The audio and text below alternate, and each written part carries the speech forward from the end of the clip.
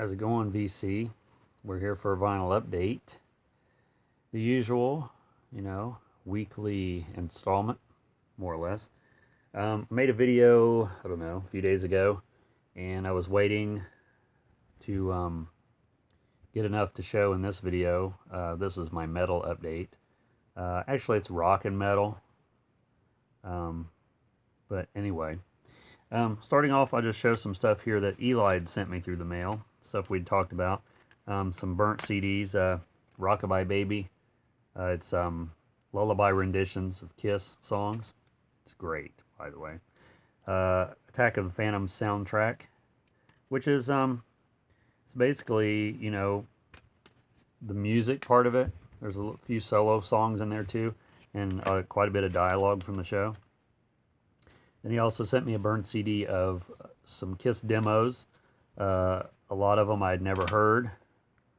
And then he sent me this Beck CD here, which I have put on my iPod, and it's really good. This one is called Midnight Vultures, which I don't have a lot of Beck. I think I have Odelay is the only one I have. And then he sent me this. This is a burnt copy of Kiss Meets the Phantom. This is the original one, I guess, the U.S. version, not the European one that's on Kissology. This is the one that I remember seeing. It has all the other stuff on it that was cut out of the European one, I guess. Then I also got a package from Chad.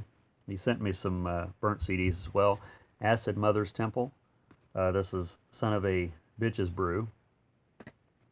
And then St. Vitus V. St. Vitus Die Healing. I just seen this on vinyl recently. G.G. Allen. I'm not going to say the name of that one, but there it is. It's I don't know what year that came out. And then another G.G. Allen, Hated. And I didn't have any of these, so that's cool. Murder Junkies, Roadkill.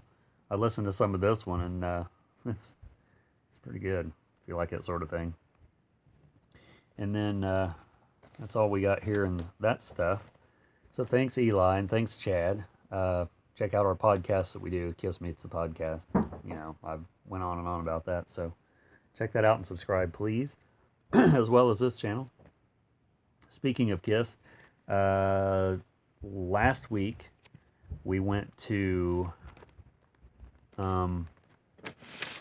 this. I was invited to this by Jason that works at Everybody's, and it's Metal Saturday, which was the 28th. Live music, ton of giveaways, battle jacket contest. They had two bands perform there too, which was really good. Sewage Grinder and Lucius.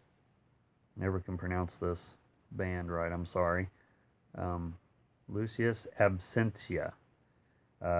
Sewage Grinder was from Cincinnati, and Lucius Absentia was from Hamilton. One's grindcore, one's death metal. Very good bands. It was really good. I'd like to pick up some of their stuff. I should have picked some up there, but I'm so scatterbrained when I'm in a record store or just in general. So anyway, what I picked up at the record store that day, Jason has stocked so much metal there. It's so much to look through. But I found Kiss Psycho Circus, which I did not have on vinyl ever. Of course, this was the first time it's ever been pressed when they did the reissues. So the price was really good, because if you go to the mall or somewhere, it's pretty outrageous. So this was like less than half of what I would have paid for it at the mall. So I had to get that. If you're not familiar with this album, this was the so-called return of the four original guys doing an album. It's not. I think every Kiss fan out there knows that it's not technically that. It was just promoted that way. It was like a secret at the time. Of course, the title track, Psycho Circus, is a great song. I finally found my way to you, which is sort of like the sequel to Beth. Raise Your Glasses is a great song. We Are One. But Circus. And then I also picked up, let me put this back in the sleeve real quick. Like I said, there was so much records there to go through, and I've seen quite a few that I'd like to go back and get. And this is one that I'd never owned either, and this one's been out. First came out, a U.S. vinyl pressing was in '85, but this came out when they did the reissues in '98, I think it was. Revenge, A Return to Form for Kiss, a great album. First studio album, I think, with Eric Singer. And it's on Mercury. Which currently, Eric Singer is with the band. He's been with the band for years and years at this point. But yeah, Revenge is a really good Kiss album. Because it sounds like Kiss. And I'm not knocking the stuff that is not typical Kiss, because I like all that too, being a Kiss fan. But this has, the first single was Unholy, which is like a Mage or Gene Return to Form song. Take It Off, Spit, Domino, Every Time I Look at You is a good ballad. I Just Wanna was a video single.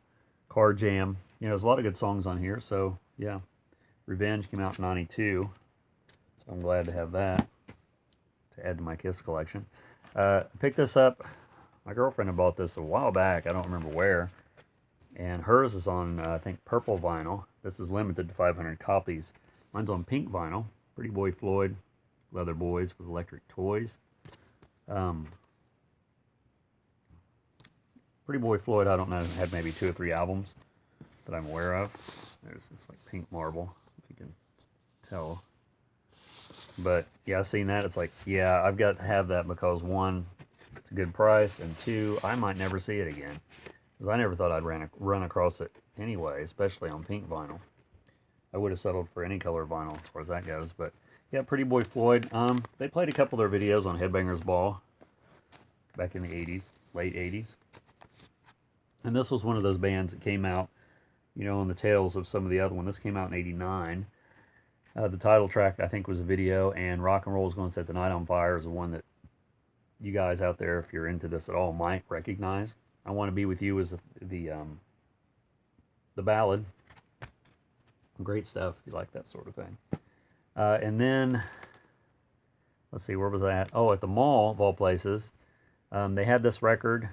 I don't think I've showed this. But if I did, I'm going to show it again because it's worth showing again. At the mall they had it, and it's the first time I've ever seen it. I guess it's just, for 2017, it's just recently been reissued on vinyl. And I asked the manager if he could hold it for me, and I'd come back and, when I had more money, and buy it. So in the meantime, I called a record store that I go to and asked if they had it, and they didn't have any in. It wasn't aware of any of coming in, and didn't say that they were. So I thought, well, because they didn't want to pay the price that the mall had it in. Like I said, the mall, its prices are pretty outrageous. So anyway, I went ahead and bought it at the mall, and this is officially, to my knowledge, to my memory, the most I've ever paid for a record. It's Nirvana, Incesticide. And, I know the originals go for outrageous prices as well. This is a gatefold. Gatefold, double album. Just white sleeves. Just black vinyl. But I seen that, and it's like, I really didn't want to, like I said, I really didn't want to pay that much for it. But, this might show up everywhere the next time I go out and look. And then there's the other vinyl. I'll pull that one out. And it might show up on colored vinyl, I don't know. But at least I have it now, so I don't have to worry about not having it. So that just about completes my Nirvana. I have one more to get, the live album from the Muddy Banks of the Wishkah, which I have seen that recently and almost am tempted to get that one just to say I've got it all. So anyway, and then this one I found at Half Price Books the same day, and I was aware of this album cover just from seeing it online. I don't know if I actually seen the record or whatever. And I guess this has been reissued this year too, with the original front and back cover, 180 gram, including original artwork, I should say. Screamin' Jay Hawkins.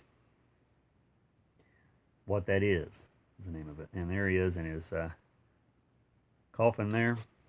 And there he is on the back. Yeah, I seen this and I was like, oh my God, I have to have that. And it's just black vinyl on Phillips. But it's just one of those records, you know. It's like, I would have never guessed that I would ever ran across this. So, there it is. And, like I was saying in this, what do I do with that? When we went to this, we entered some of the contests they had there. Me and Kat both entered, and we both won separate drawings, I guess. And I won a black metal bag right here. That's what I won. So we went yesterday to pick the stuff up we won. I'll show you what's in the bag. Sorry about the rattling. I hate rattling myself. They included a bumper sticker from Everybody's. And they also included a Black Sabbath sticker. Can't see that. I don't know why it's so dark. I think the light is in the wrong place. Yeah, Black Sabbath. And then they also have a Everybody's Records gift certificate. I was really glad to see that because I didn't see it initially when it was in there. And then they also had Dark Throne, Transylvanian Hunger CD. This is the fairly recent reissue one that came out with the extra interviews on it with Fenriz. And then this, oops, almost forgot this. Then there's a Black Sabbath button. If you can see that there, it's the purple logo, just like the sticker. And then there's this album that came with all these goodies. It's Inquisition, and I didn't have this one. I have one of their other ones. I don't know what year this one came out. Magnificent cosmic darkness that asserts Inquisition's dominance in the world supreme black metal band. This one is bloodied across the European altar beyond the celestial zenith, is the name of the album. I'll show the cover again. You see it without the sleeve. This was on Season of Mist, and it came out in 2016, so fairly new. And there's the gatefold. Very cool. This is truly black metal. There's a great picture. Look at that. Is that awesome or what? Of course it is. It's black metal. I mean, that's not everyone's cup of tea. You know, I've said that before. There's the label. Each side is different. Let's see, is that right side up? And, you know, it's not everybody's cup of tea. You know, my girlfriend's not much into black metal or death metal based on the vocals. You know, and a lot of people, you know, they have a problem with, they can't get past the vocals, and that's, you know, it's totally understandable. I mean, it's not for the faint-hearted, I guess. And then here's the other album. Look at that. Isn't that cool? See, I haven't listened to this yet because we just picked them up yesterday, but there's the label. Inside. Whoops. Don't scratch it. There's a label on that side. So, yeah. Awesome. Thanks a lot, everybody's. I really appreciate that, and I'm sure Jason had a lot to do with putting these prizes together, because he was the one that was in charge of the Metal Saturday that went on. So, Jason, you did an awesome job, and hoping to have him as a guest on our podcast pretty soon, talking Kiss and so on. So yeah, that was really cool to find that, or to receive that, I should say. And then when we went yesterday to pick up our prizes that we won, that I just showed, I went ahead and my girlfriend bought me a record that I seen there the last time that I wanted. I have this on CD, it showed not too long ago. It's Death. Oh yeah, there it is. Scream, Bloody Gore. Isn't that cool? I think it's awesome. This is a band that I was not aware of when they came out in the late 80s. But I guess, you know, the argument is that they were the first death metal band. Some people would say Possessed was the first death metal band. Some people say they both sort of came out at the same time. As far as this album came out a little later than Possessed's first album, but as far as the recording of it, it was done around about the same time, maybe a little earlier. There's the side 2. There's side 1. And this is it's just black vinyl.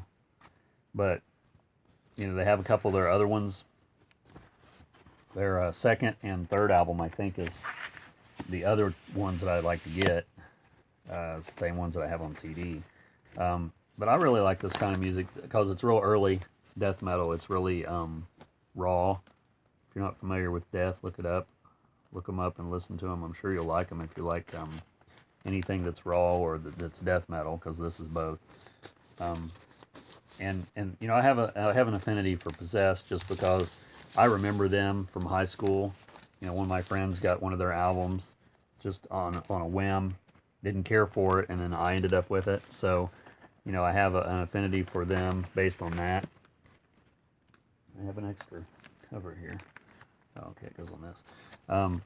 So yeah, that's all I have to show in this episode. My metal update that I haven't done in a while. I mean, there's not a lot of stuff, but it's a lot of important stuff, a lot of cool stuff. So, thanks for watching, and please subscribe if you haven't subscribed. And I hope you can see this video. It seemed to turn out dark from my point of view. Like I said, keep watching for some more videos coming up in a little while. I'm actually all caught up on everything that I bought in the past X amount of time, months, I guess. So that means that I'll have to go out and do some more record shopping. It's a dirty job, but someone's got to do it. So, thanks for checking this out. Please subscribe, and we'll see you in the next video.